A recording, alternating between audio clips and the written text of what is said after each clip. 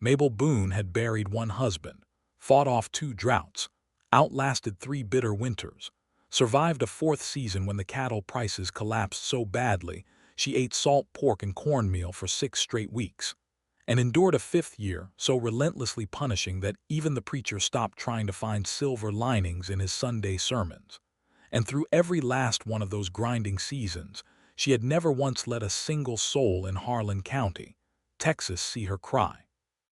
That record stood unbroken on the morning of September the 3rd, 1881, right up until a broad-shouldered stranger with dust on his collar and sun lines carved deep around his eyes reined his bay horse to a stop in front of her fence post, looked at her where she stood in her yard with a bucket of feed in each hand and chickens rioting around her boots, and said good morning in a voice so unhurried and so genuinely warm that something in Mabel's chest came loose like a rusted hinge finally giving way, and she had to turn her face toward the barn so he would not see the sudden wet brightness in her eyes. She hated him for it, in that first moment. She hated him thoroughly and unreasonably, the way a person hates a thing that catches them off guard and makes them feel exposed. Then she picked up both buckets again, squared her shoulders the way she had been squaring them for 5 hard years, and told herself she had work to do and no time for whatever foolishness her heart was attempting this morning. His name, she would learn, was Harvey Calloway.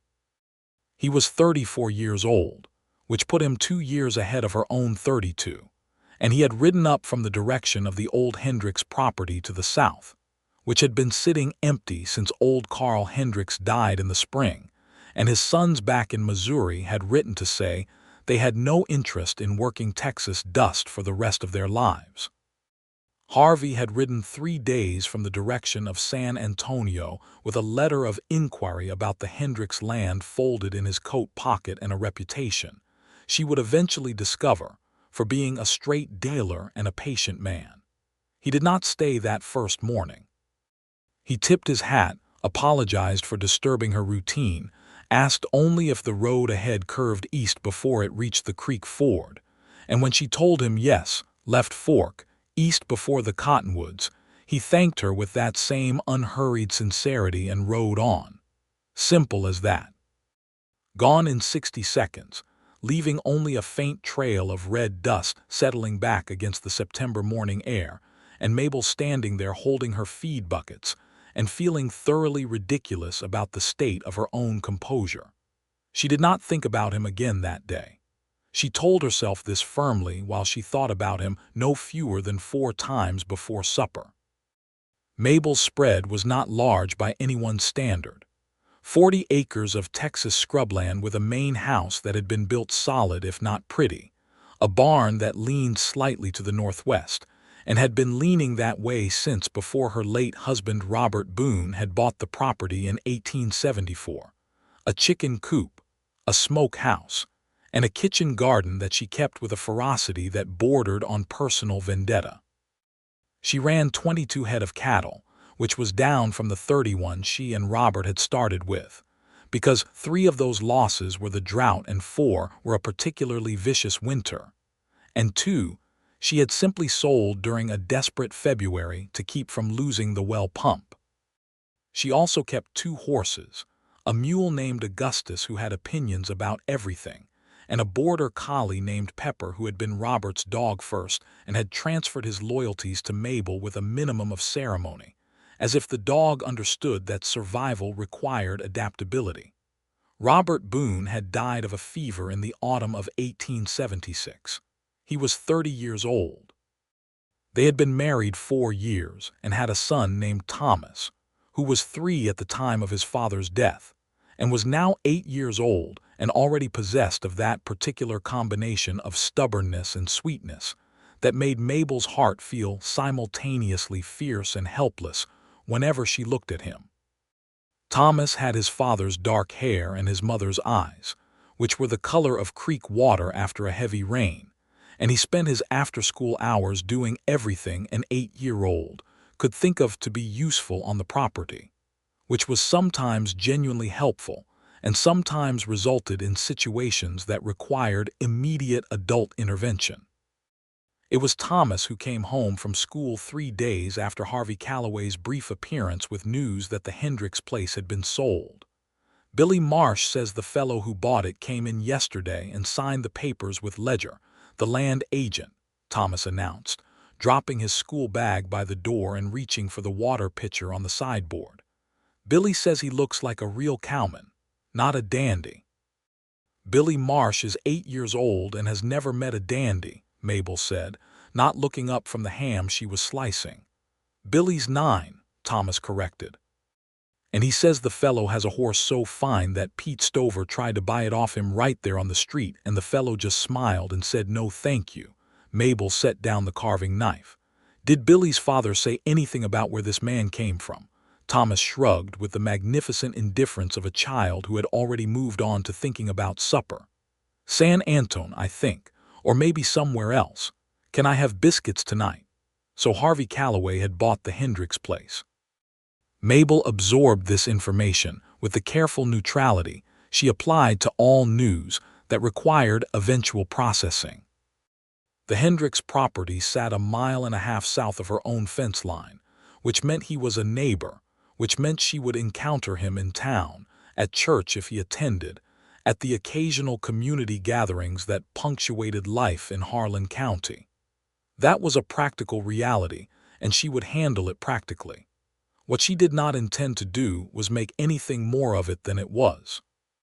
She took biscuits with their ham that evening and helped Thomas with his arithmetic by lamplight, and went to bed at 9 o'clock as she always did and slept, more or less, as well as she usually slept, which was to say adequately but lightly, the way a person slept when they were the only adult responsible for a child and a property and a small herd of cattle, and had learned over 5 years not to sleep too deeply lest something require attention in the night.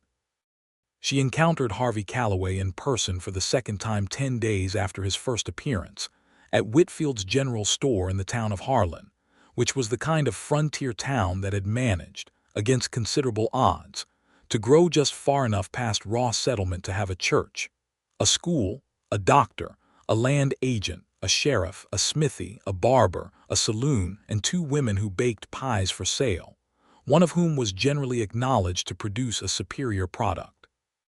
Mabel was examining bolts of winter wool when she heard his voice behind her, speaking to old Pete Whitfield about nails and timber dimensions, and she recognized it at once with an accuracy that she found annoying.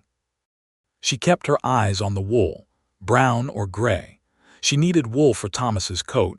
He was shooting up like a weed, and his last winter coat was already binding at the shoulders, and she had exactly enough money saved for the fabric if she was careful, and she was always careful. Mrs. Boone. She turned because there was no reasonable alternative. Harvey Calloway was standing 3 feet away with his hat in his hand, which was a nicety that some men in this county had stopped bothering with, and he was looking at her with an expression that was polite and direct, and contained absolutely no performance of any kind. He was taller than she had fully registered from the fence post encounter, and his face was weathered in the way that faces got when a man spent his life outdoors in Texas, but there was nothing harsh in it. It was, she thought with involuntary precision, a kind face. Not soft, not weak, just kind. "Mr. Calloway," she said, because she was not rude. "I heard you took the Hendricks property." "I did," he confirmed, "which makes me your neighbor to the south for however much or little that signifies." "It signifies you'll want to check the fence line on the east section before winter," she said. "Carl Hendricks let it go the last 2 years, and I've had 3 of your cattle and 2 of mine mixed up twice already this season." Something flickered in his expression that was not quite amusement and not quite admiration, but occupied the territory between them. "I appreciate the direct information," he said. "I'll see to it this week." "Good," she said. And then, because she was not rude and also because she had been raised to have manners even if the last 5 years had sandpapered them somewhat, she added, "The east fence runs along the cottonwood draw. You'll see where the old wire is down. It's not a difficult repair." "Thank you," he said, and again there was that quality in the words, that unglamorous sincerity, that made them land differently than courtesy usually landed. "I'll get Thomas Ledger to show me the boundary markers if you'd be willing to have your lines officially noted. I want to start clean with my neighbors." "I'd appreciate that," she said, and she meant it, because boundary disputes were the kind of slow misery that could turn neighbors into enemies across seasons, and she had enough miseries without borrowing that particular variety. He nodded, put his hat back on, and excused himself with the kind of brief and unobtrusive departure that she was beginning to identify as characteristic. He did not linger. He did not impose. He said what needed saying and moved on, which was more than she could say for half the men in Harlan County who had opinions about her property, her fences, her cattle management, her single status, and her general decisions in life, all of which they expressed freely and frequently without being asked. She bought the brown wool. On the way home, driving her wagon with the October sun hitting the scrubland at that low gold angle that made even the dull, thorny stretches look like something from a painting, she permitted herself to think about him for approximately 1 mile before firmly redirecting her attention to the question of whether the smokehouse roof would require patching before first frost. The fence line was repaired by the end of that week. She knew because she rode her east boundary on Saturday morning and found the new wire strung clean and tight, the posts reset properly, the work done correctly and without fanfare. He had not come to tell her it was done. He had simply done it. She stared at the new fence for longer than was strictly necessary. November came with a cold bite that the old-timers said meant a hard winter ahead, and it brought with it the first of several occasions that would, despite Mabel's best intentions, constitute what she eventually had to honestly label as a growing acquaintance. There was the church social on the first Sunday of the month where Harvey sat 3 rows behind her and helped carry tables afterward without being asked. There was the Tuesday he appeared at her gate while she was struggling with a water pump handle that had worked itself loose from its housing, and he did not make a production of offering to help. He simply said, "I've got a wrench on my saddle," and she said, "I know how to fix a pump, but if you have the right wrench it would save me a trip to the smithy." And they fixed it together in 20 minutes without excessive conversation, which she found unexpectedly agreeable. There was the Saturday Thomas fell out of the old oak tree behind the barn and came inside white-faced and holding his left arm at a wrong angle, and Mabel's heart was already at full gallop when she heard hoofbeats in her yard, because Harvey had been riding past on his way back from town and saw the boy land from the road. He helped her get Thomas up into the wagon and rode alongside them the full 4 miles to Dr. Prewitt's without asking permission or making her feel like she needed him, which she understood was a subtle but significant distinction. Dr. Prewitt set the arm and pronounced it a clean break that would heal properly, and when they got back to her property in the late afternoon with Thomas pale and drowsy from the laudanum Dr. Prewitt had given for the pain, Harvey carried the boy inside and laid him in his bed without waking him and stood in the kitchen doorway afterwards and told Mabel the boy was tough and she had gotten him there fast and that was most of it. "You can go," she said. Her voice came out rougher than she intended because she was still running on the sick adrenaline of a mother who has watched her child get hurt and is not done shaking yet. "I know I can," he said, without offense. "I was going to ask if you had someone who could come stay the night. First night of a break, the pain comes back when the medicine wears off, and it helps to have someone awake." She wanted to tell him she had managed every night for 5 years. She wanted to say something capable and self-sufficient that would make clear she did not require managing. What came out instead was a slightly unsteady exhale that she covered by turning toward the stove. "My nearest neighbor on the other side is Clara Marsh. She's Billy's mother. I could send word. I'll ride past her place on my way, save you the trip." She turned back to look at him because there was something in his manner that she needed to read directly. He was not pitying her. He was not performing generosity. He was just solving the next problem in front of him with the same matter-of-fact quality he brought to fence lines and water pumps, and it occurred to her then, standing in her own kitchen with her son's injury still loud in her chest, that this man was genuinely, constitutionally helpful in a way that had nothing to do with wanting credit for it. "All right," she said. "Thank you." He sent Clara Marsh, who arrived within the hour with a pie and the warm, undemanding competence of a woman who had raised 4 children past their various disasters. And Mabel sat up through most of that night anyway because she was Thomas's mother and that was who she was. But it helped to have Clara in the next room. And she thought, once, in the small dark hours, that it had been a long time since she had let anything help. December settled the land under a gray sky that threatened snow, and occasionally delivered it in thin, dusty layers that froze overnight and made the morning chores harder. Mabel and Harvey began a habit, not quite accidentally, of crossing paths at the creek ford where both their properties accessed the water, him in the early mornings checking his cattle, her slightly later after the chickens were fed. They would exchange a few words about the weather, the cattle, the condition of the road to town, the way the creek was running. Practical words. The words of people who shared a landscape and needed to stay current on its conditions. She started looking forward to those mornings, with a suspicion that she managed by pretending not to notice it. "You're not from Texas originally," she said one morning in early December when the cold had made their breath visible, and the cottonwood branches were rimed white against a pale sky. It was not quite a question. "Kentucky," he said, "came west in '73. Spent some years in the cattle business between here and the New Mexico territory before I decided I wanted land of my own instead of working someone else's. What made you choose Harlan County?" He was quiet for a moment in that way he had, not evasive, just considering. "I'd passed through a few times over the years. It always struck me as a place that had some good in it still, not too broken, not too raw.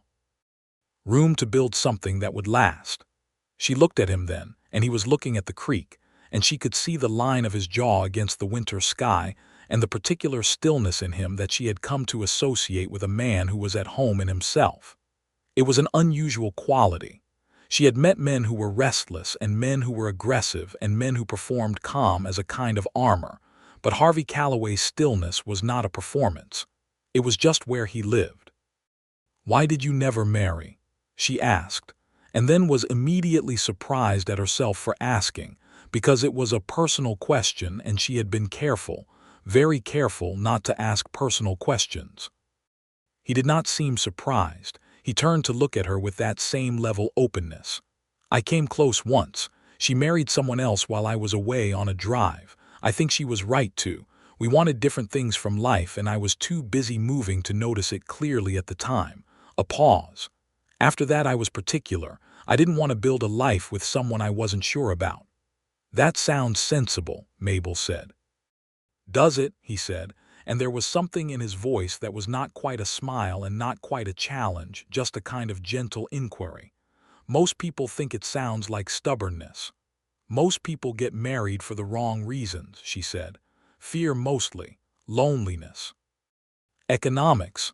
What reasons did you marry for?" She had not expected the question to come back to her. She stood there in the cold morning with the creek running brown and quick over its rocks, and she thought about Robert, who had been a decent man and a hard worker, and who had loved her in the earnest, uncomplicated way that young men love when they are not yet complicated themselves. And she thought about the grief that had not been dramatic, not the howling kind, but the long, slow, persistent kind that settled into daily life and made everything slightly heavier for a long time. "Love," she said, and she said it simply and without apology. "Real love. We were young. 22 and 24. He was a good man and I loved him and I would not trade it even knowing how it ended." "I'm sorry he died," Harvey said. "Not sorry for your loss in the formal, recited way that people said it, but sorry he died, specific and direct and genuine." "So am I," she said. 5 years is a long time to be sorry about something." She gathered her bucket and walked back up the hill toward her barn, and she could feel his eyes on her back for a few steps before she heard his horse moving off in the other direction. and she stood inside the barn for a full minute before she picked up the pitchfork and got to work, because she needed a minute, and the barn was where she had always taken her minutes. Christmas in 1881 brought a hard freeze that arrived 2 days before the holiday and made the ground ring like iron underfoot.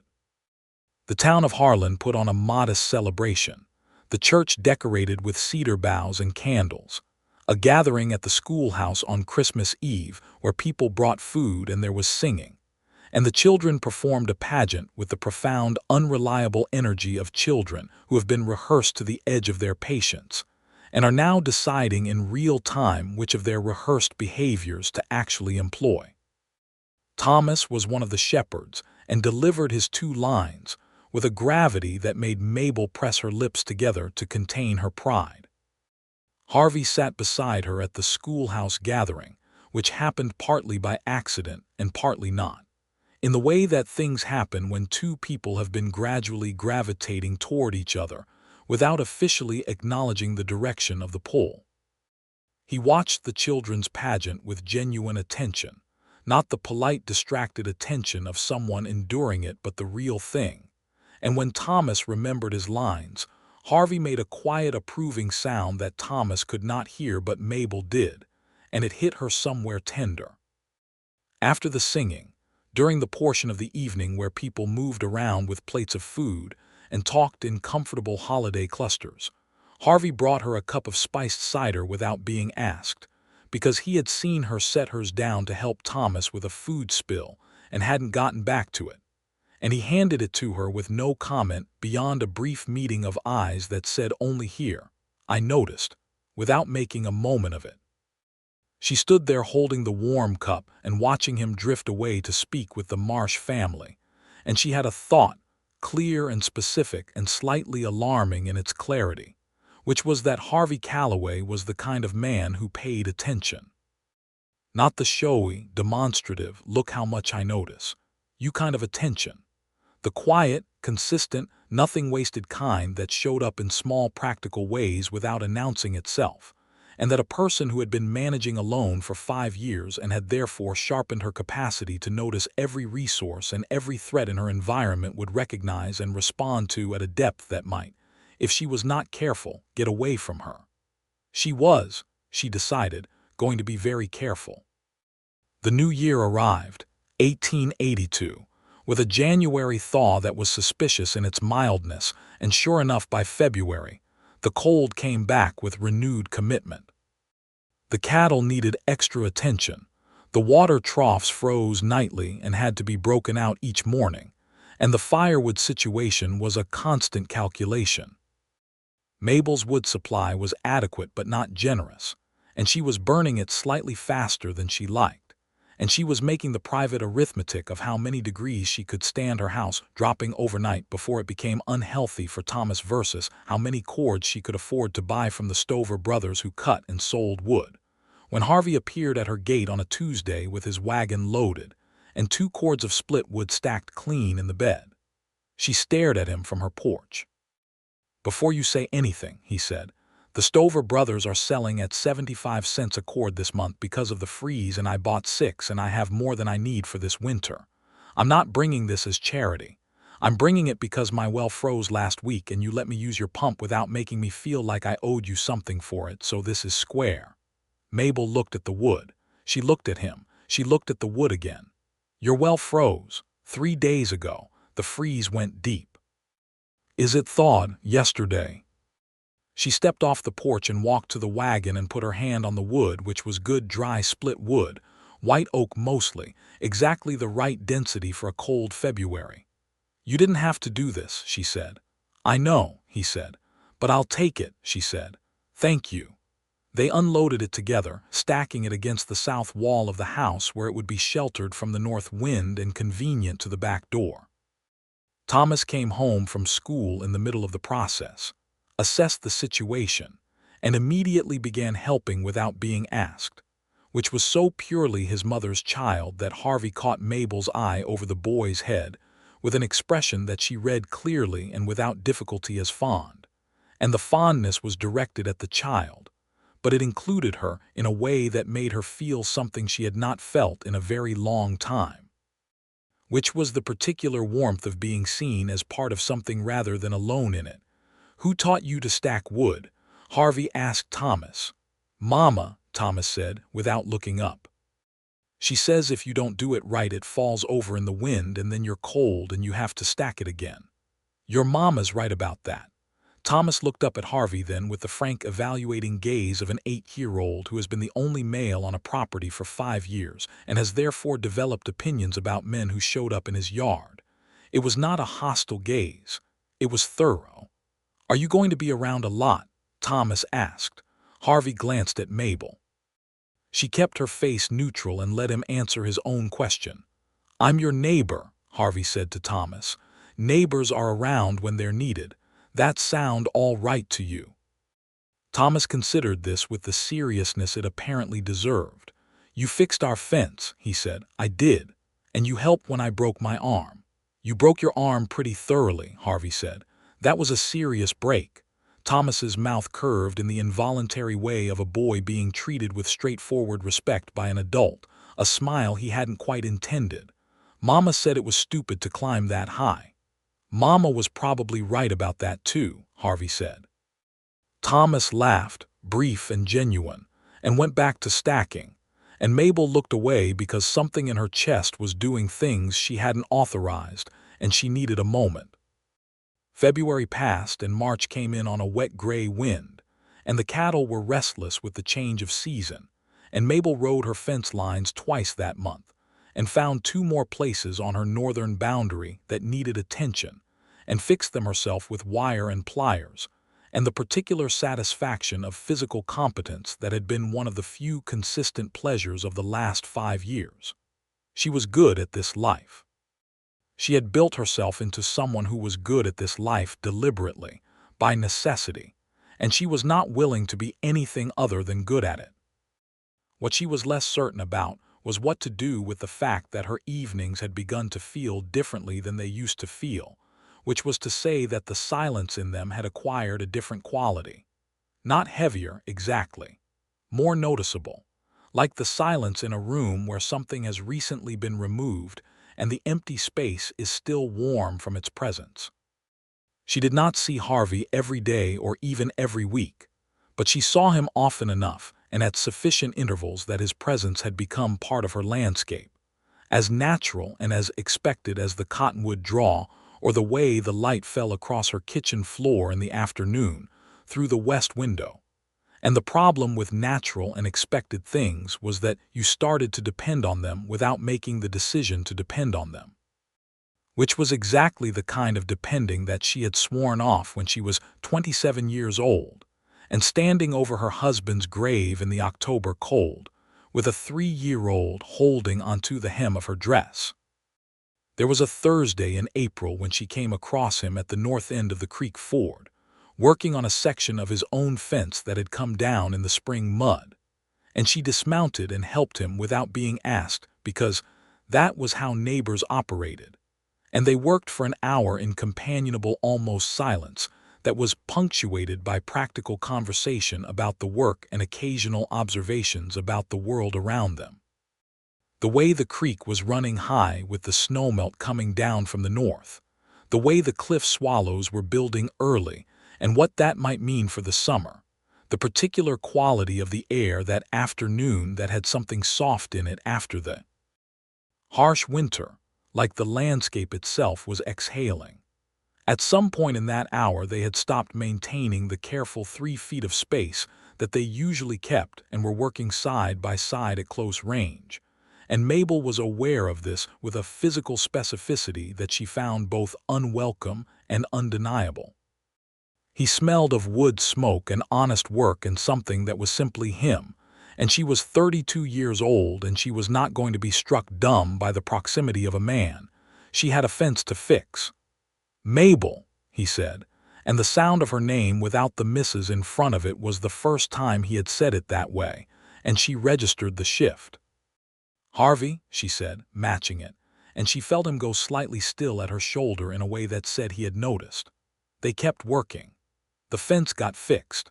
They rode back toward their respective properties in the early afternoon, and when they reached the point where the road forked for their different gates, Harvey pulled his horse up and looked at her in the direct, unhurried way that she had come to understand was just who he was. No theater, no management, just looking. "I'd like to take supper with you sometime," he said. "If you'd be willing, you and the boy at your place or mine, either way." She held his gaze. "Why?" She asked, not rudely, but because she was a woman who had been managing her own affairs for 5 years and she had not gotten to where she was by accepting things without understanding them. "Because I find your company agreeable," he said. "More than agreeable, because I'd like to know you better than I do." She thought about it for a long moment, which he allowed without rushing her. "Sunday," she said. "Come to mine, I'll cook." The expression that crossed his face was quiet and warm and did nothing excessive, which was possibly the most effective thing it could have done. "Thank you," he said. "I'll be there." Sunday dinner was pot roast because she had a good cut from the Harlan butcher, and she was not going to cook badly for company regardless of the complicated feelings she had about the company.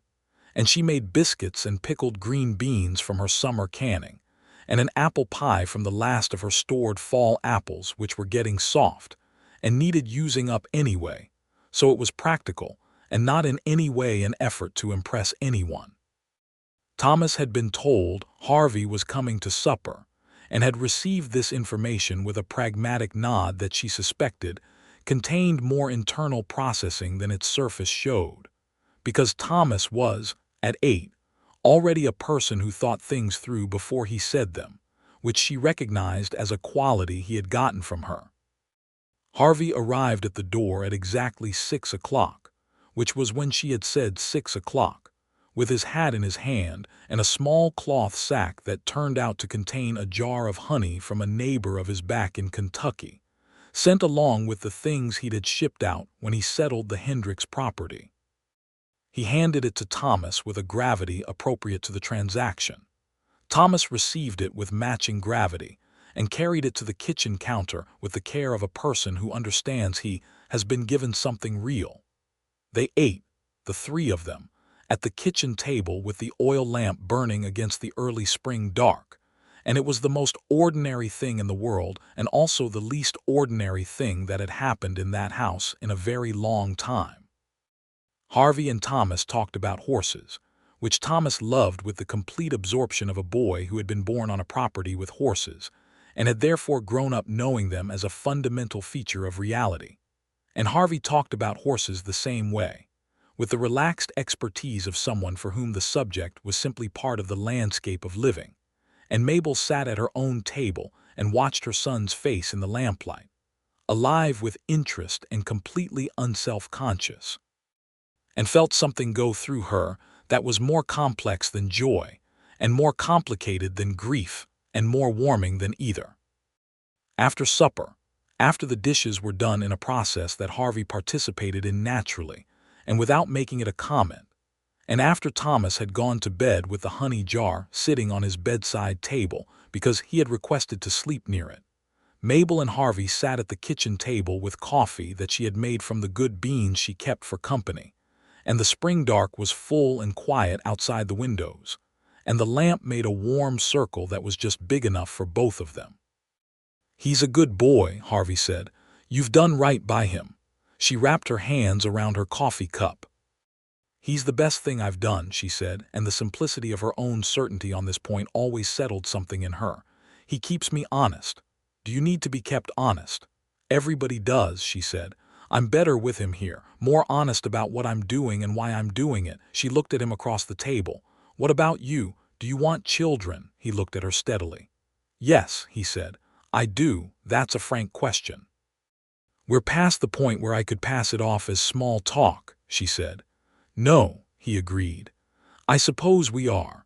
A pause in which the lamp flickered slightly and the coffee cooled and the night outside went on being quiet and patient. "Mabel, I'm not going to be cagey about what I think is happening here because I don't think you'd respect cagey and I don't practice it on principle." "Good," she said, and she meant it fully. "I came to this county intending to build something," he said. land, cattle operation, a life that would last past me. I did not come intending to find a woman who would make me want to stay in one place harder than I've wanted to stay anywhere in my life. But that is what has happened, and I think you know it. And I think you feel something in return, even if you've been very careful not to let it get too loud. She looked at her coffee.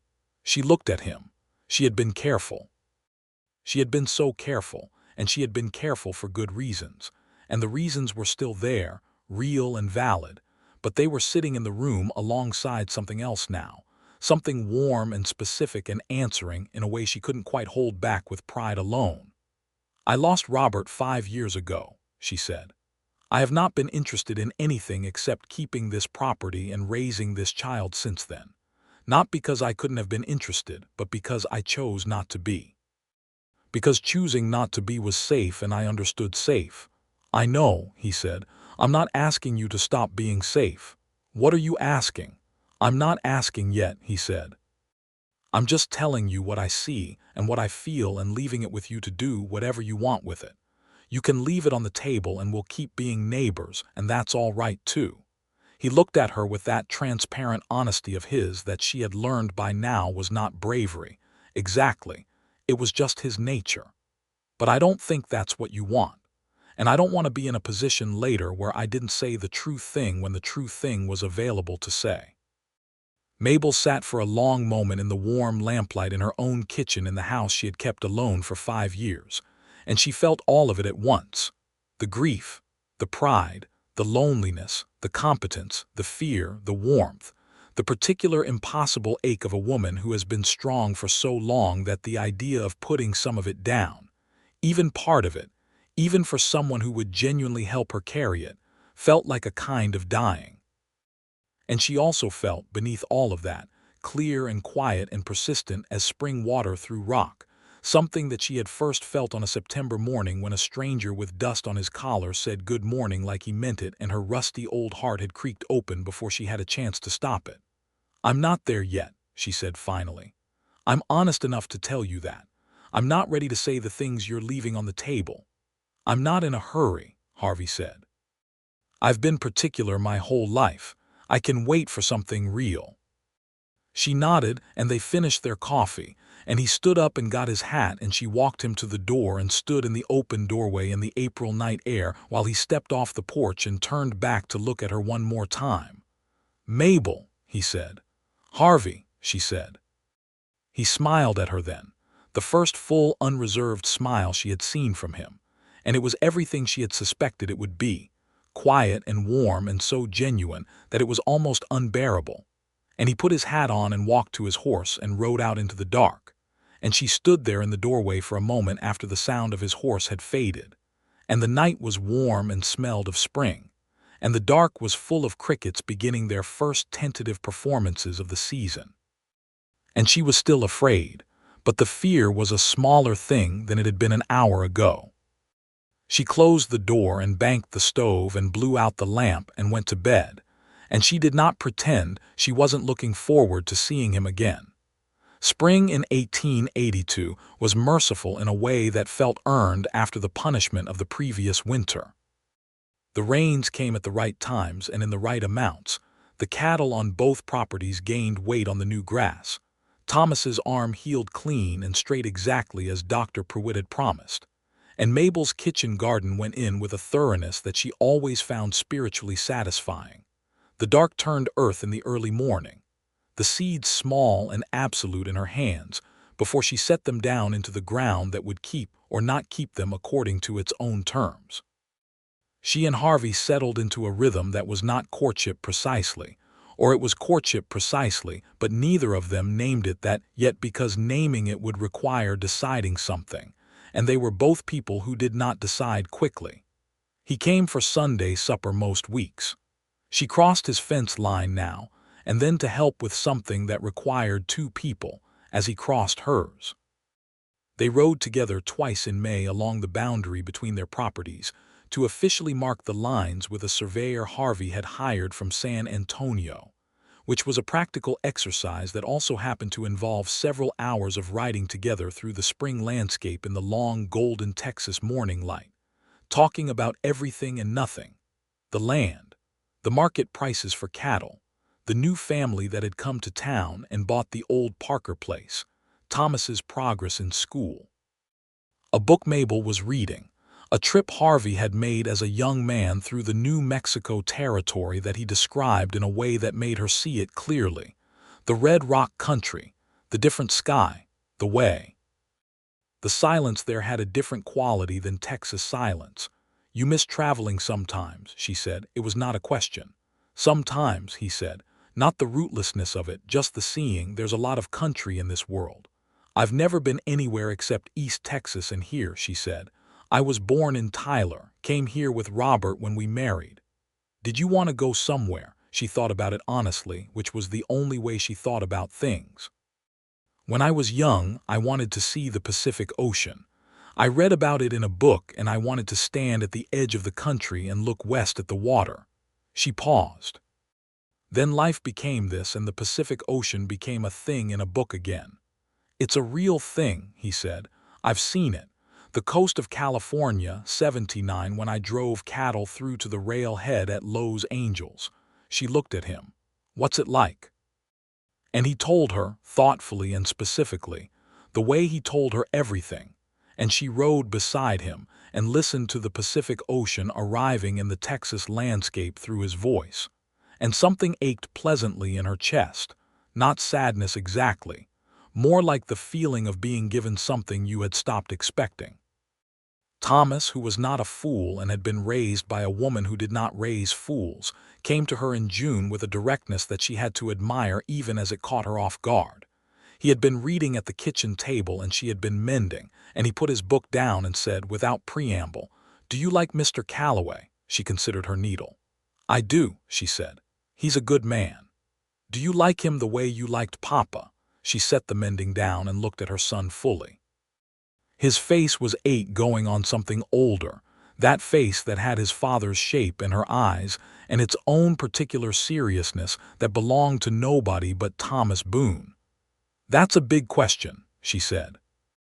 "I know," he said. "I thought about it for a while before I asked." "I can tell," she said. She was quiet for a moment, finding the honest answer that was also the appropriate one. "I don't know yet," she said. "I think he might be someone I could come to feel that way about. Is that something you can understand?" Thomas looked at the table for a moment. "Papa's not coming back," he said. "I know that. I was little, but I know what dead means." "Yes," she said, and the word was simple and kind and full. "And you've been alone a long time," he said. "Clara Marsh's mama told her that too long alone isn't good for people." Mabel made a mental note to have a word with Clara Marsh. "Mrs. Marsh has opinions about a lot of things," she said.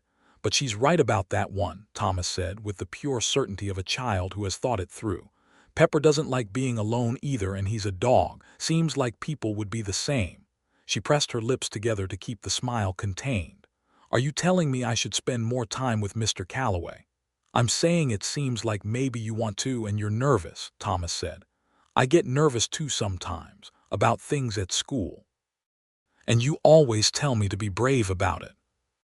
Mabel looked at her son for a long moment and felt that fierce, helpless thing in her chest that was purely maternal and also purely a person recognizing that someone else has seen them truly. "When did you get so wise?" she asked. "Mama," he said, with the patient exhaustion of an 8-year-old being asked a question that has an obvious answer. "I'm 9 in August." She laughed, real laughter, the kind that came from somewhere unguarded, and Thomas looked pleased with himself and picked his book back up, and that was the end of the conversation in terms of words, but it stayed with her, and she let it stay. Summer in 1882 was generous and demanding in the way that Texas summers were, the heat coming down like a physical weight from a bleached sky, the work relentless, the evenings only slightly cooler than the afternoons, the nights full of the particular dry Texas smell of hot earth cooling. Mabel drove cattle twice that summer, short drives to the holding pens outside of Harlan for sale, and the prices were better than they had been in 2 years, and she came home from the second sale in late July with enough money to repair the barn roof properly, and still have a margin that felt, for the first time in 5 years, less like a bare survival line and more like the beginning of something. She stood in her kitchen that evening with the envelope of money on the table and the summer dark pressing warm and close against the windows, and she felt the shift in it, the particular lightening of a person who has been bracing against something for so long that, when the pressure eases, the absence of it is its own sensation. And she stood there and let herself feel it, the possibility of something better. Harvey had helped with the second drive. Appearing without being asked on the morning, she started moving the cattle toward town, riding her south flank for the 3-hour drive with an ease that said he had done this work all his life. They had not talked much during the drive because driving cattle requires attention, but there was a quality in the shared work that was like the fence repair and the pump repair and the Sunday suppers and all of it, the accumulation of shared practical effort that built something between two people more solidly than declarations did. On the way back from town, just the two of them in the slant afternoon sun, Thomas left behind with Clara Marsh's family for the day. Harvey had said, "That was a good sale." "It was," she said, and she couldn't keep the satisfaction out of her voice, the real deep satisfaction of a person who has worked hard for something and seen it pay. "You're good at this," he said. "Running this operation, you should know that. You should hear someone say it out loud." She looked at him across the space between their horses. "Most people think I should have sold and gone back to my family in Tyler." "Most people are wrong," he said. "This is your land. You built it into what it is." She felt it, the truth of being seen, and she held his gaze for a beat longer than she usually allowed herself. And then she said, "You're going to make it difficult for me to keep being careful around you." "Good," he said, without hesitation, and the word landed warm and sure, and she felt the last of her careful distance begin to honestly crumble at its foundations. Not in a rush, not all at once, but the way winter truly ends in Texas, incrementally, until one morning you step outside and the air is different and you know something has actually changed. It was August, 1 week before Thomas's 9th birthday, on a Tuesday morning that began in the ordinary way with ordinary things, chickens and cattle and the pump and the garden, and Mabel had been awake since 5 with a restlessness she had stopped trying to rationalize, and that she now recognized honestly as longing, the specific longing of a woman who has decided what she wants even if she hasn't said it yet. And she was standing in her yard with her hands wrapped around her coffee cup, watching the early morning sky go from gray to that particular clear Texas blue that always made the land below it look more possible, when she heard hoofbeats and Harvey came up her lane on the bay horse. At an easy walk because it was early and he was considerate about noise in the mornings with a sleeping child in the house, and he reined in at her gate and looked at her in the morning light and said good morning. He said it the way he always said it, unhurried, warm, direct, like she was the person he had been riding toward, like he meant it.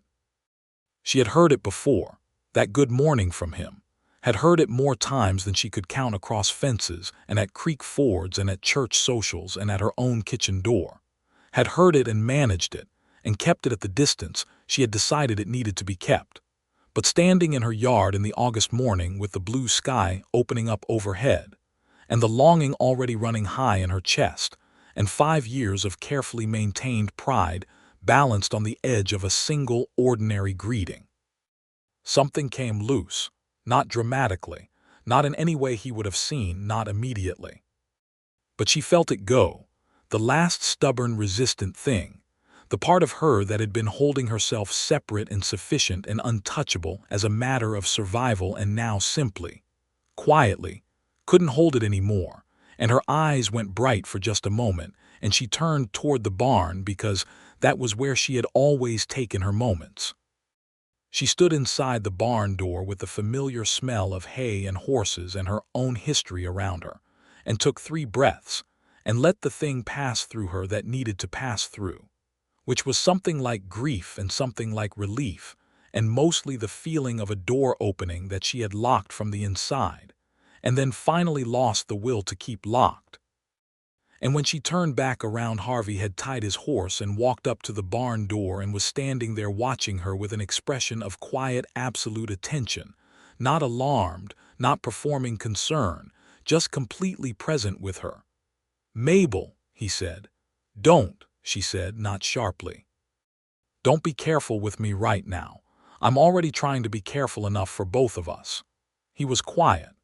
"I have spent 5 years," she said, and her voice was steady because she made it steady, and because she was Mabel Boone and she had made things steady that had no business being steady, being everything that needed to be done. "I have been the one who fixed the fence and paid the taxes and made the decisions and got up in the night and set the arm and drove the cattle and kept this place alive. And I have been proud of that, and I am still proud of that, and I am not going to pretend I need saving because I don't need saving." "I know," he said. "What I need," she said, and her voice wavered on this one word only, and she did not apologize for it, "is someone who knows the difference between helping and taking over. Someone who shows up and asks how, not whether. Someone who says good morning and means it." Harvey stepped forward, one careful step inside the barn door, and the morning light came in behind him and lay gold across the hay-covered floor, and he was looking at her with an expression that had nothing in it except honest love, not the young, uncomplicated kind, the hard-won kind, the kind that a person arrives at after enough living to understand what they're actually looking at. "I mean it every time," he said. "I meant it the first morning. I've meant it every morning since." She went to him. It was not a dramatic movement. She simply closed the space between them and stood in front of him and looked up at his face in the barn light, and he put his hands on her face like she was something worth being careful with. And when he kissed her, it was the quietest, most unhurried, most completely intended thing she had ever felt, and she thought, with the part of her mind that kept running even through the most extraordinary moments, that she had been an absolute fool to wait this long. And also that she had been exactly right to wait until she was sure. When they separated, she did not step back. She stayed where she was inside the circle of his arms with her forehead against his shoulder, and he held her with the same uncomplicated competence he brought to everything, like holding her was simply the next right thing to do and he had no intention of doing it badly. "Thomas's birthday is next week," she said after a moment. "I know," he said. "He'll want a horse of his own soon. He's 9. "He's ready for one," Harvey said. "I've been watching him with your horses." "You've been watching him," she said. "I've been watching both of you," he said, "since September." She made a sound against his shoulder that might have been a laugh. "You've been very patient." "I told you I was particular," he said. She stepped back then because she was still Mabel Boone and there were chickens to feed and cattle to check, and a morning that needed attending to. And Harvey understood this in the way he understood everything about her, completely and without needing to say so.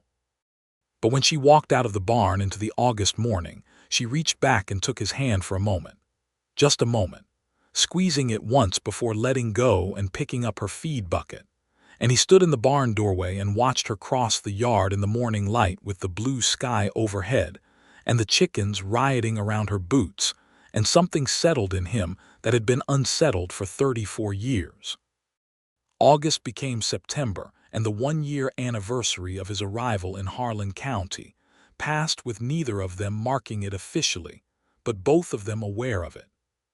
Thomas turned 9 on the 15th with a party that Clara Marsh helped organize, which involved most of the children from the Harlan schoolhouse running wild in Mabel's yard, while their parents sat on the porch in the September afternoon and talked about the things that adults talked about while children ran wild, which was to say, the ranch prices, the state of the roads, the quality of the new minister's sermons relative to the old one, and the kind of light, affectionate gossip that knitted a small community together.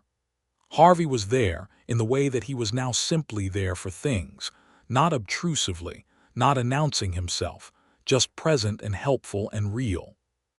He had brought Thomas a gift that he had clearly thought about, a proper cowboy hat sized for a 9-year-old, the real article, stiff-brimmed, with a cord, Not a child's toy version, but the actual hat of a person who works outside in Texas. Thomas put it on and wore it for the rest of the afternoon with the solemnity of someone who has been given something serious. Standing on her porch that September afternoon, watching the children run and listening to the comfortable noise of a community at ease with itself, Mabel leaned slightly against Harvey, who was standing beside her, and his shoulder was solid and warm against hers. And she did not lean away, and he did not make anything of it. And Clara Marsh caught her eye from across the porch with the expression of a woman who has been waiting for something for a long time and is pleased to see it finally occurring. Mabel gave her a look that said, "Yes, all right," and Clara Marsh smiled into her coffee cup. October brought the cool that was the reward for surviving Texas September, and with it came the practical question of what Mabel and Harvey were doing, which was a question that existed in both private and public dimensions, the private one being what they said to each other, and the public one being what the town of Harlan, which had opinions about everything, was making of the situation. Harlan County in 1882 had the particular social texture of frontier communities that had gotten past raw survival and were now developing opinions about propriety. A widow and a widower neighbor spending considerable time together were not scandalous exactly, but they were noticed, and the noticing had reached the level of mild communal expectation that something official would happen, which Mabel was aware of, and Harvey was aware of, and neither of them was particularly moved by other people's timelines.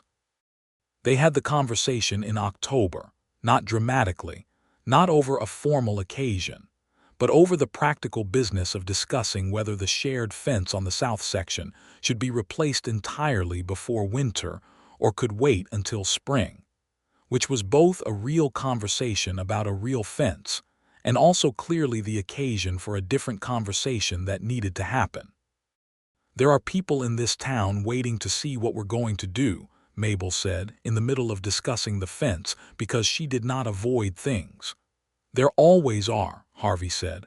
"I don't care what they decide," she said, "but I care about what we decide." He put down the fence wire he was holding and looked at her. "So do I," he said. "What are we deciding?" She looked at the fence, and then at him, and thought about September mornings and kitchen suppers, and the way her barn smelled, and the exact quality of his voice when he said her name. And she thought about Thomas in his serious cowboy hat. And she thought about 5 years of managing alone and what it had made her, and what it had cost her and what it had given her. And she thought about the Pacific Ocean she had never seen, and the way Harvey had described it, the way he gave her things she hadn't asked for. "Careful and specific and real. I think," she said, "that I'm done being careful." He crossed the distance between them in 2 steps and kissed her there at the south fence line in the October afternoon, with the wind coming out of the north and the cattle moving slow in the golden grass behind her. And it was not the first kiss, but it was the one that felt like a decision, full and deliberate and final in the way that good decisions feel final. "Marry me," he said, against her hair. "Yes," she said. There was no deliberation on it. She had been deliberating for a year, and the deliberating was done. They told Thomas that evening, the 3 of them at her kitchen table after supper in the warm lamplight. Harvey had asked if he could be the one to tell him, or rather, if they could do it together, which Mabel had thought about and agreed to because it mattered and it was right. Thomas listened to the information with his 9-year-old face arranged in the expression of someone receiving news they had already largely worked out but are waiting for the official version of. "So you'll live here," Thomas said to Harvey. "At our place." Harvey and Mabel had discussed this. The Boone property and the Calloway property sat a mile and a half apart, both with working ranch operations, and the practical arrangement was that they would work both properties and see which made more sense as a primary residence long-term, with the likely answer being the Boone place because it was better established and had more of the infrastructure built, and Harvey's Hendricks property would operate as a satellite with a hired hand. "We'll work it out," Harvey said. "But yes, mostly here." "This is your home," Thomas absorbed this. Good, he said with finality. The barn leans, Harvey blinked. What? Our barn, Thomas said. It leans to the northwest. Papa always said he'd fix it, but then he died, and Mama always says she'll fix it, but she's busy. Now that you're marrying her, maybe you can fix the barn. Harvey turned to look at Mabel, who was pressing her lips together extremely hard. I'll fix the barn, Harvey said.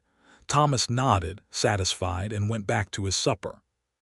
They were married in the Harlan church on the 3rd Saturday of November, 1882, on a morning that was cold and clear with a hard blue sky and frost on the ground that sparkled in the early sun.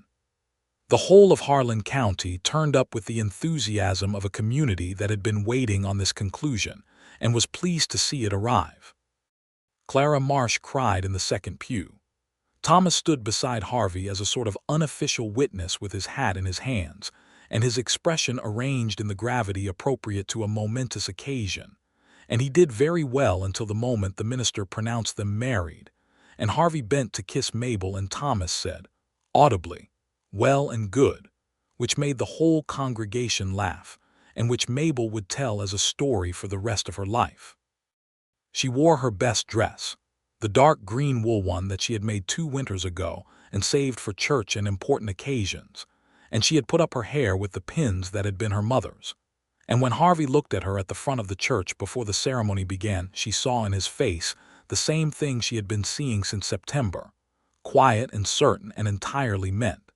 And she thought that she was 32 years old, and she had been married before, and she had loved before. And this was not the same thing, not better, not worse, but its own specific complete thing, the love of 2 people who came to each other through the full cost of living and chose each other with their eyes open, and that was worth every one of the 5 hard seasons she had needed to get here. The winter of 1882 into 1883 was the warmest in 5 years, which the old-timers said was the land paying back what it owed after the previous hard stretch. Harvey moved into the Boone place, and the barn, true to his word, received a thorough straightening and rebracing in the first week of December, a project that Thomas assisted with to the extent that a 9-year-old could assist with structural barn repair, which Harvey made more than it technically needed to be to include the boys' participation in a way that made Mabel stop what she was doing in the yard 3 times and just look at the 2 of them.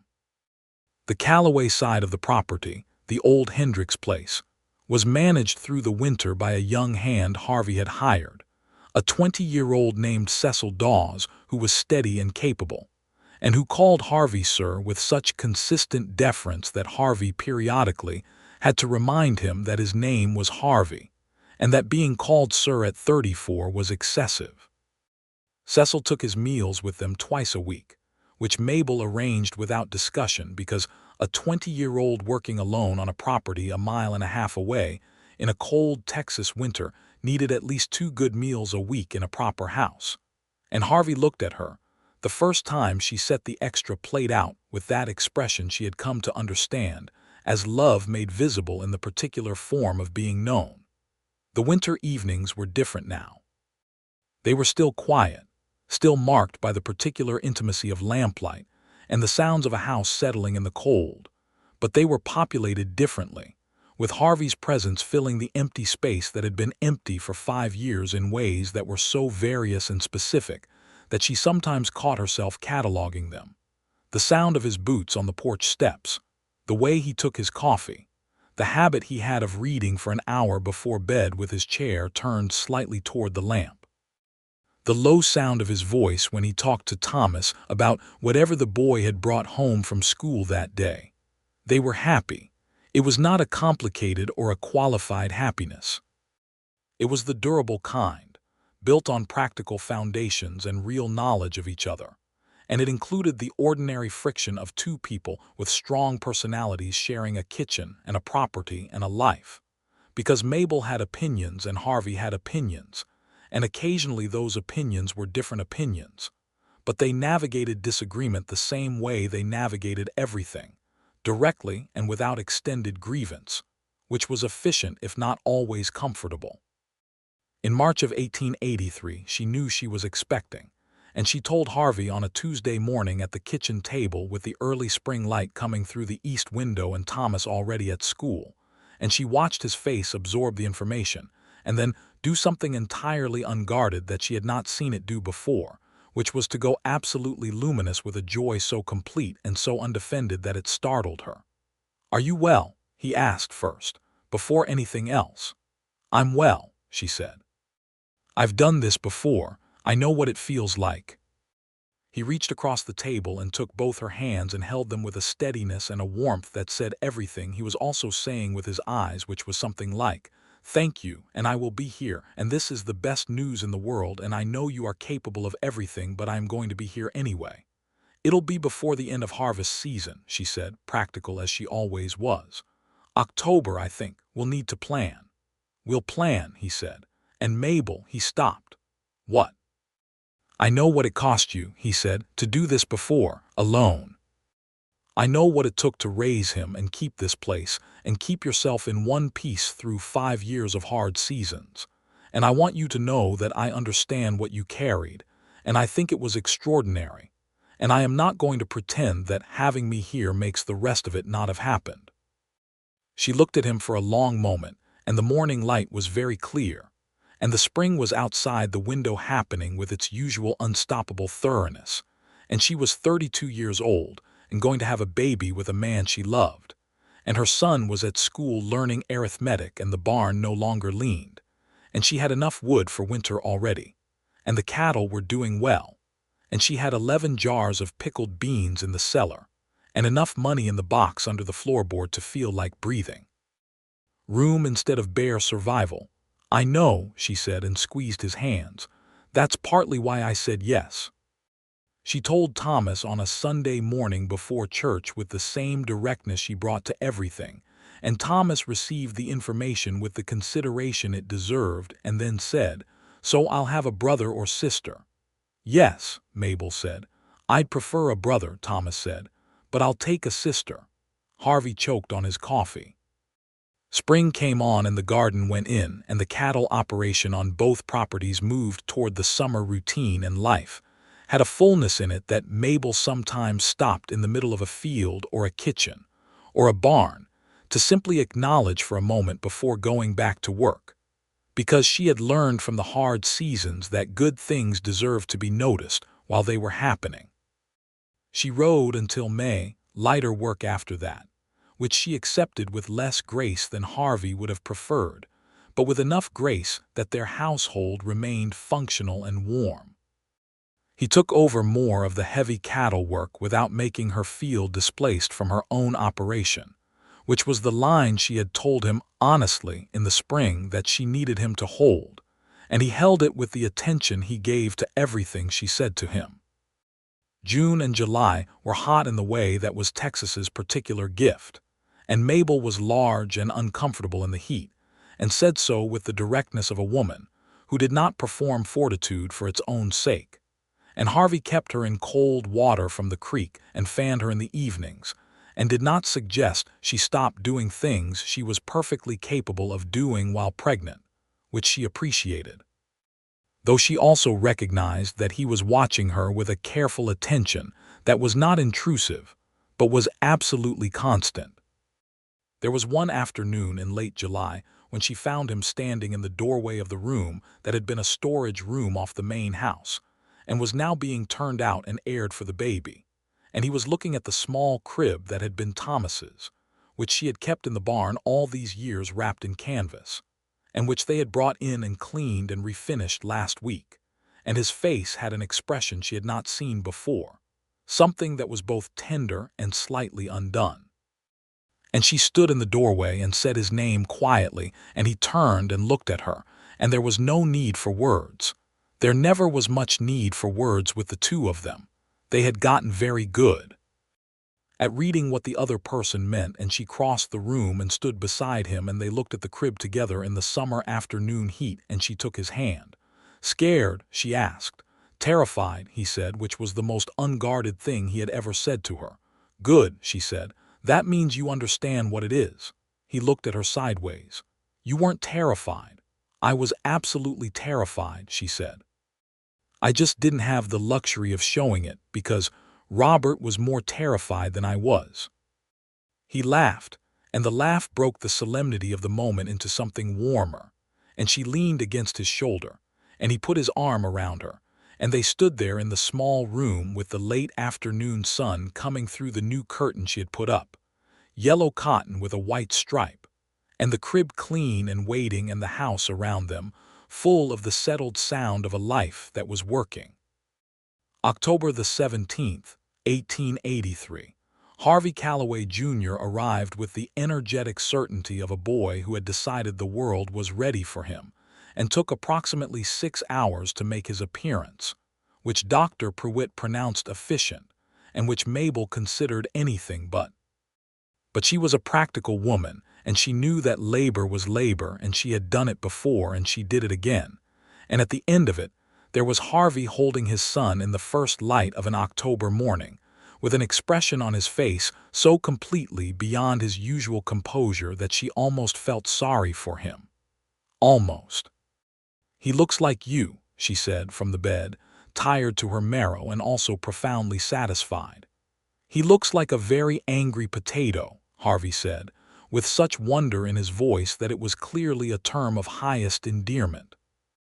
"Give him here," she said, and Harvey put the baby in her arms with the careful deliberateness of a man who has decided this is the most important thing he has ever carried. And the boy was warm and red and absolutely real against her chest. And she said hello in the quiet way she had said hello to Thomas 9 years ago, and the baby made a sound that was either a complaint or a greeting, and she decided to call it a greeting.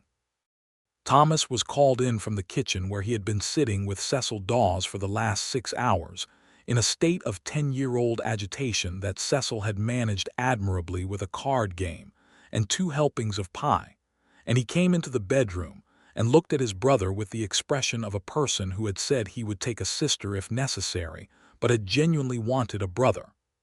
"Harvey James Calloway," Mabel told Thomas. "After his father and after your grandfather Boone, whose middle name was James." Thomas looked at the baby for a long moment. "He's small," he said. "You were small," Mabel said. "I don't remember being that small." "You were smaller, actually," she said. "You were born in a blizzard and you screamed so loudly the cattle shifted." Thomas looked gratified by this information. Harvey laughed from the corner of the room, and Thomas looked at him and then back at the baby and then said, with the solemnity of a 10-year-old making a serious commitment, "I'll teach him to ride." "He'll need to walk first," Harvey said. "I know that," Thomas said, slightly injured. "I mean eventually." Harvey crossed the room and sat on the edge of the bed beside Mabel, and put his hand on her hair with the gentleness that she had gotten used to and never quite stopped noticing, and looked at his son in her arms, and then at her face, and she looked back at him in the October morning light. 2 days past their first anniversary, with a new baby between them and a 10-year-old standing at the foot of the bed, already planning the boy's equestrian education. And she thought that love was a thing that a person built over time, that the dramatic gestures of it were far less significant than the daily accumulated weight of being known and being present, and that she had been known and been present with this man for over a year now, and expected to be known and present with him for the rest of her life, and there was nothing in that expectation except the clean, solid certainty of something chosen rightly. The autumn moved on in the way that good autumns moved, with work and harvest, and the satisfaction of a year's labor becoming the provision of the winter ahead. Baby Harvey grew with the extraordinary speed of newborns, changing week by week from the red, furious potato of his arrival into something recognizably a small person, with opinions and preferences, and a smile that appeared in his 6th week, and was devastating in its effect on everyone who encountered it. Thomas Boone was a devoted older brother in the specific way of a 10-year-old boy, which was to say he paid attention to the baby, in intense focused bursts between long periods of being entirely absorbed in his own life. But the attention when it came was genuine and his protectiveness was already evident. And Mabel watched her 2 children together with the particular fierce, inarticulate love of a mother, who had survived enough to understand that this was a gift and to receive it as such. Winter of 1883 into 84 was cold, but not brutal, manageable, the kind of winter that a well-prepared household navigated with relative comfort. And the Calloway household was well prepared because Harvey was methodical about preparation, and because Mabel had been preparing for winters alone for 5 years, and had developed a thoroughness in it that even Harvey admitted was comprehensive. They went into December with full wood stores, solid cattle numbers, adequate provisions, a repaired barn, and a household that functioned with the coordinated efficiency of two people who knew each other well and liked each other more the better they knew each other. Christmas of '83 was the first Christmas that felt fully inhabited since Robert's death, and Mabel knew this the moment she brought the cedar boughs in to decorate the mantel, because the house smelled different with them in it, not sad, just complete. Harvey had gone into the hills north of town for the cedar and brought back enough to do the whole house, and had cut it with Thomas, who came home with cedar sap on his coat and a satisfied expression. And she had stood in the kitchen doorway, watching them unload it from the wagon, and felt the word she was looking for land cleanly and without drama in her mind, which was simply the word home, the house that had always been her home, now properly inhabited to its full capacity.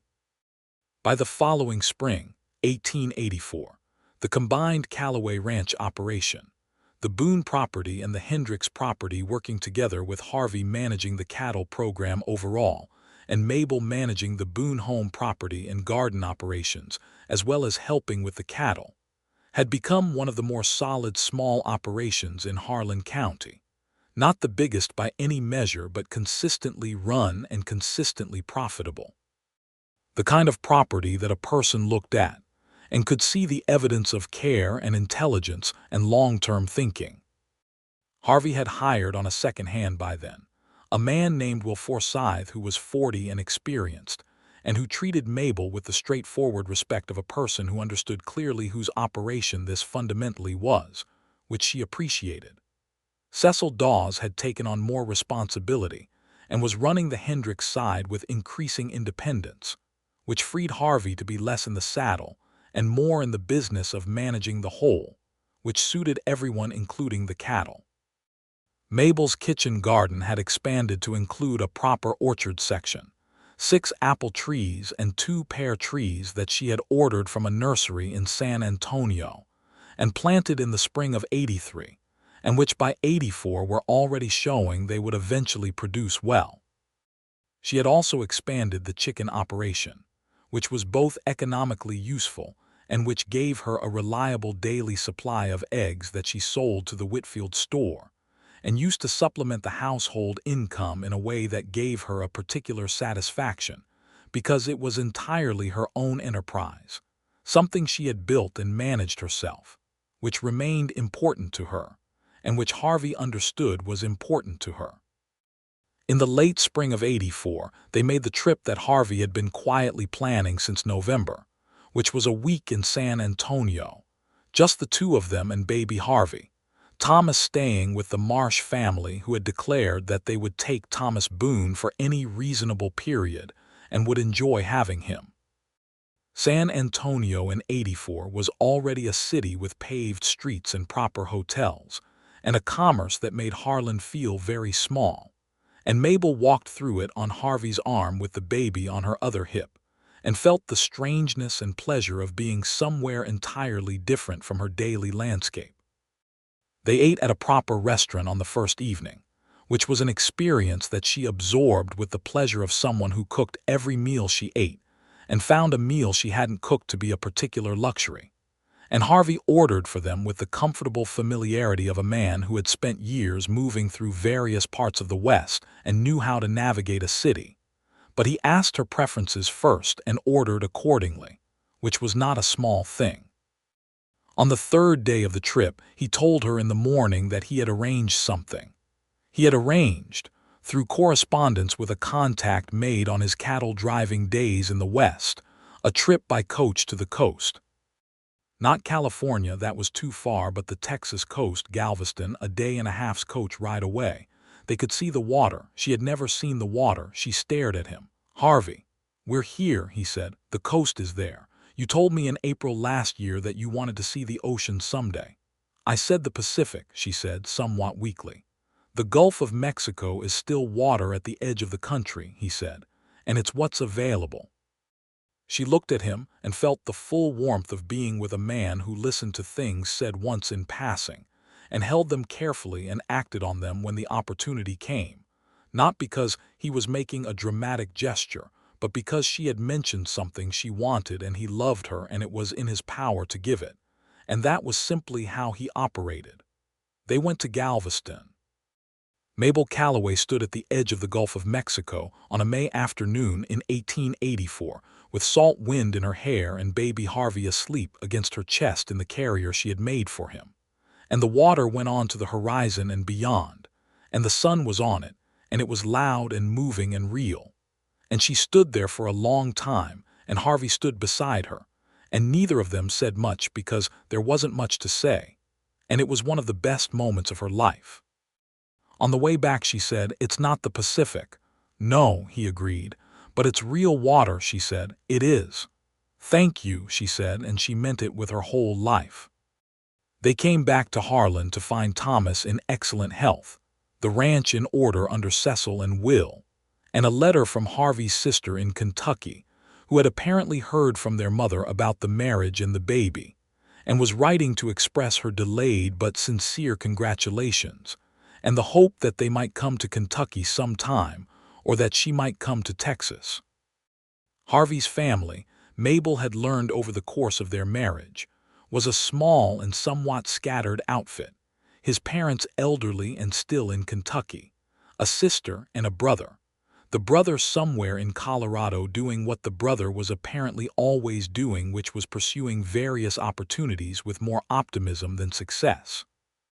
Harvey wrote to his family consistently and spoke of them with affection and the mild, exasperated fondness of a person whose family is imperfect and entirely their own. Mabel wrote to her own mother in Tyler twice a year and had been back once, in the fall of '83, for a visit that had involved her mother holding baby Harvey with a satisfaction she had not thought to conceal, and her younger sister making a trip from Dallas to be there. And Mabel had sat at her mother's kitchen table in the house she had grown up in, and felt both the continuity of it and the distance she had traveled from it, and both feelings were true. Thomas turned 11 in August of '84 and was given, with ceremony and appropriate expectations, a horse of his own. Harvey had helped him select it on a trip to a horse trader in the county to the west, and Thomas had applied to the process the same thoroughness he applied to everything he took seriously, which was everything, and had come home with a gray quarter-horse gelding of 3 years that he named Sam with no apparent deliberation, as if the name had been obvious. The process of Thomas learning to ride Sam with full independence, rather than the supervised riding he had done on the family horses, occupied a significant portion of that summer and fall, and was overseen by Harvey with a patience that Mabel watched and stored up as one of the images she returned to when she needed to remind herself of the specific quality of what she had been given in this marriage. Because Harvey teaching Thomas to ride was a thing done with full attention and genuine enjoyment, and the respect for the boy's ability to learn that made Thomas work harder than he would have if he'd been either coddled or pushed. By October, Thomas was riding Sam with confidence, and the horse was settled and responsive, and they had become one of those horse and rider pairings that worked. And Harvey told Mabel that the boy had good hands, which was high praise in the language of horsemen, and Mabel took this information and added it to the private catalog she kept of things that made her proud. In December of '84, after the first hard freeze of that winter, and with baby Harvey 11 months old and on the verge of walking, Mabel told Harvey over their evening coffee that she thought she might be expecting again. He looked at her across the table with that expression she now recognized as his receiving important news face, which was perfectly still and completely focused, and then he smiled, which was the full warm smile she had seen for the first time at the Christmas celebration 3 years ago and which still had the same effect on her, and he said, "How are you feeling?" "Well," she said. "Tired, but well." "We should tell Thomas before the showing becomes obvious," he said, which was practical and right. "We have a few weeks yet," she said. "How many children do you want?" he asked, not anxiously, just curiously, the way he asked her things he genuinely wanted to know. "More than one," she said. "Less than 6, he laughed. "That's a reasonable range." "I thought so," she said. Thomas received the news of a second expected sibling with the mature acceptance of an 11-year-old who had already adjusted his worldview to include one small sibling and was prepared to continue adjusting. He asked, with the precision of a person who had been disappointed on this point once already, whether it would be a boy or a girl, and Mabel told him honestly that they would find out in the summer, and Thomas said he would take either, but he wanted the record to show his preference for the second time running. The record was noted. July of 1885 brought a daughter. She arrived in the morning heat with a thoroughness that Dr. Pruitt said spoke well for her character, which was his way of saying she was quick and strong and entirely certain of her place in the world. She had Harvey's coloring, which was to say she came out with dark hair, and eyes that would probably settle into something lighter, and she had Mabel's particular set to the jaw, which Harvey saw and which made him look at Mabel with an expression of complete certainty. They named her Ruth Eleanor Calloway, Ruth for Mabel's grandmother and Eleanor for Harvey's mother, and she was received by Thomas with the equanimity of a person who had made his preferences clear and was prepared to accept the actual outcome. And within 2 weeks, Thomas had revised his position on daughters entirely and was demonstrably devoted to his sister in the way that older brothers are devoted to little sisters when they are good older brothers, which Thomas was. By the summer of '85, Harlan County had grown beyond what it had been when Harvey rode in on a September morning in '81. The railroad had come through 30 miles to the south, which had changed the cattle economics considerably and made the drive to the San Antonio railhead no longer necessary. There were 2 new families on the East Road and a proper hotel in town and a second general store, and the church had been expanded with a new wing. The school had a second teacher for the upper grades, which mattered to Mabel, who had strong feelings about Thomas's education and had already been thinking about what came after the Harlan school, whether Thomas could get to a proper academy in San Antonio for his last 2 years of schooling. She and Harvey had this conversation in September of '85, sitting on the porch in the evening after the children were in bed, with the night air carrying the first suggestion of autumn and the stars doing what Texas stars did, which was to be an extravagance of light on a clear, dark sky. "He's bright," Harvey said about Thomas. "Brighter than average. The school here is good, but it won't be enough past next year." "I know," Mabel said. "I've been thinking about the academy in San Antonio. They board students for the school year. He'd come home summers." "He's 11, Harvey said. 2 years to think about it, but yes, I think it's right." "It'll cost money," she said. "We have the money," he said. "And if we need more, we'll get more. His education is not a thing to cut on." She looked at him in the evening dark and felt the particular quality of this moment, the 2 of them talking about her son's future with the easy certainty of 2 people who shared a life and a purpose and a direction, and the thing she had been afraid of for so long, the depending, the letting someone in, the setting down some portion of the weight, had not diminished her. It had given her more room to do more things, had let her be more of what she was instead of less. "I was so afraid," she said, not to any point in particular, just saying something true out loud into the evening. Harvey turned to look at her. "When you first came," she said, "when I realized I was interested, I was so afraid of it, of what it would cost me to be wrong again, of needing something and having it taken away." "I know," he said. "I could see it." "And you just waited," she said. "You were worth waiting for," he said simply, the way he said things that were true. She leaned her head against his shoulder in the September evening with the stars overhead, and the cattle settled, and the children sleeping and the ranch around them quiet and solid, and built from their combined will and work and love. And she thought about 5 hard seasons, and what they had made of her, and what she had made of them. And she thought that the morning she had turned toward the barn to hide her eyes had been the beginning of the thing, the place where the lock on her heart had finally given up its long resistance. And she had spent a year being careful, and all the careful had come to nothing against the steady warmth of a man who meant good morning every single time he said it. "Harvey," she said into the dark. "Mabel," he said. "I love you," she said. She had said it before.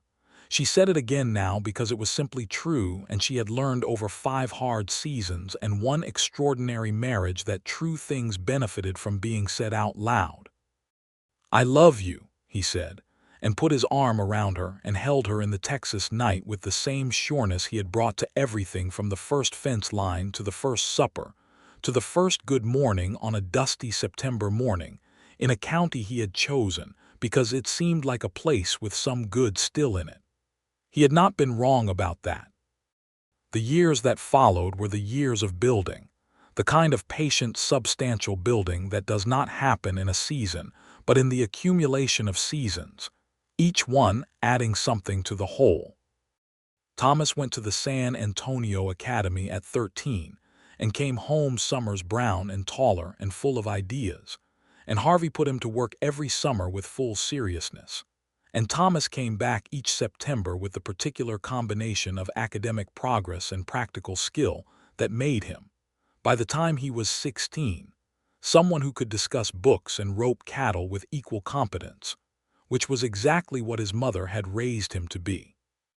Baby Harvey grew into a boy with an appetite for the outdoors that suggested he had been born knowing what he was for, following his father through the cattle operation with the focused attention of a child for whom this was obviously the future. He had Harvey's steadiness and Mabel's particular stubbornness, which was a combination that Harvey said out loud once and then reconsidered saying out loud again when Mabel looked at him in a specific way. Ruth Eleanor was a force. She became clear on this point approximately at the age of 2 and became clearer about it with each subsequent year.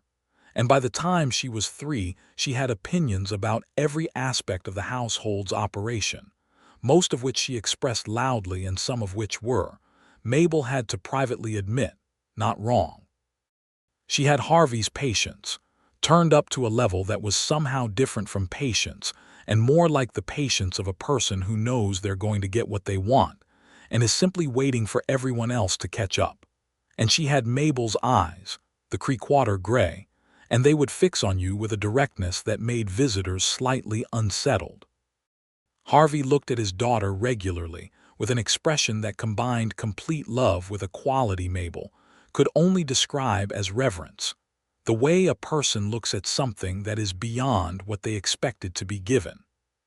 The spring of 1887 brought both the news that Thomas had been awarded a position at a law firm in San Antonio as a clerk upon finishing his academy education, which was information that arrived in a letter that Mabel read 3 times before allowing herself to understand that her son was going to be a lawyer, and also a second pregnancy for Mabel, which she announced to Harvey on a Tuesday morning while he was reading the letter about Thomas for the second time. He put the letter down. "You're sure?" he asked.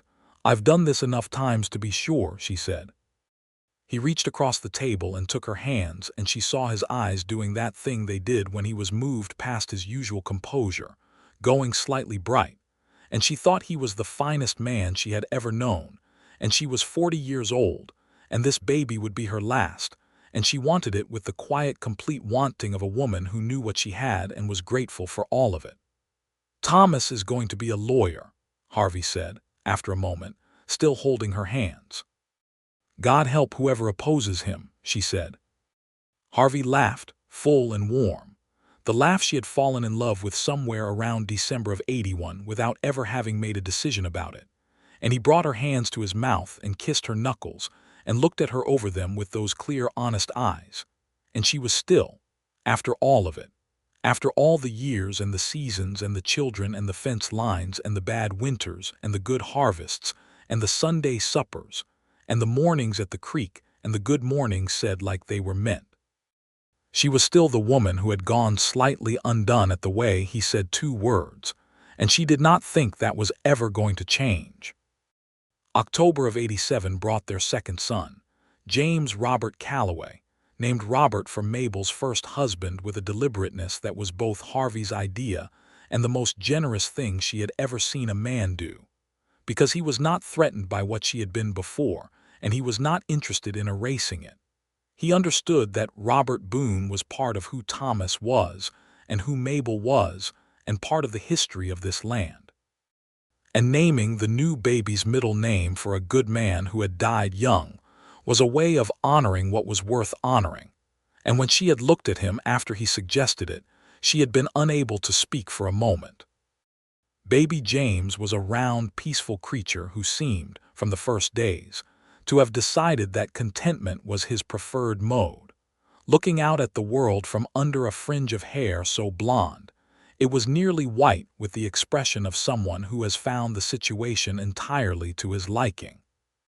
His older brother Harvey, now 4, greeted him with the practical acceptance of a child who has grown up around animals and understands that new arrivals require adjustment.